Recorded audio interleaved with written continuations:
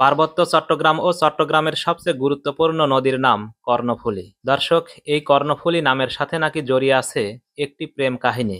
ভিডিওটি দেখতে দেখতে চলুন গল্পটি শুনে আসি। আরাকানের এক রাজকন্যা চট্টগ্রামের এক পাহাড়ি রাজপুত্রের প্রেমে পড়েন।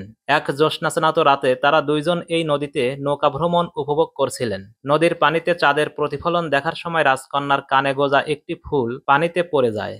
ফুলটি হারিয়ে কাতর রাজকন্যা সেটি উদ্ধারের জন্য ঝাঁপিয়ে পড়েন এই নদীর পানিতে, কিন্তু প্রবল স্রোতে রাজকন্যা ভেসে যান, আর পরবর্তীতে তার কোনো সন্ধান পাওয়া যায়নি।